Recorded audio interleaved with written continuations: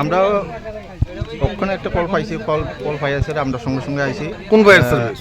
আমরা Bishalgarh fire service. দক্ষিণ চরিলাম আড়াইলা কয়, এই জায়গাটার নাম আড়াইলা একটু কয় না?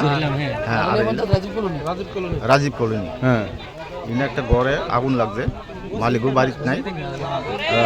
তারপরে ঘর মোটামুটি সব শেষ। হ্যাঁ, আমরা আয়া পাইছি, আমরা তো আগুন পাইছি না, আমরা মোটামুটি আয়া শেষ পাইছি। কি এর থেকে আগুন লাগছে কোনো কিছু? ওখানে মালিকও নাই, ওখানে ইলেকট্রিক হইতে পারে, ইলেকট্রিক শর্ট সার্কিট থেকে। Electric short. ক্ষতির পরিমাণ কিরকম? ক্ষতির পরিমাণ তো একটু বেশি গেছে, লাখ দেড়েক টাকা। এখন আগুন নিয়ন্ত্রণ আছে? হ্যাঁ, আগুন ওখানে নিবে এলেছি আমরা।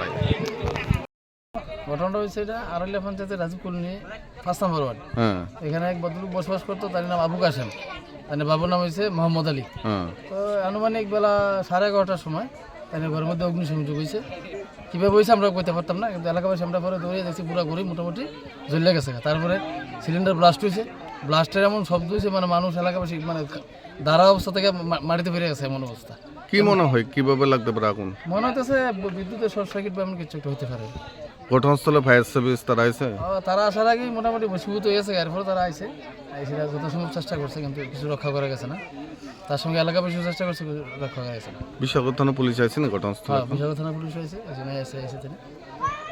কি নাম বাড়ির মালিকের? বাড়ির মালিকের নাম আবু কাশেম, বাবার নাম হয়েছে মোহাম্মদ আলী। তাই না আসলো নেই বাড়িতে? না, তাই তোর বাড়িতে আছে নাই, তাই কাজে গেছে, আগরতলা দিকে কাজে গেছে। কি নাম আপনার? আমার নাম আনোয়ার হোসেন।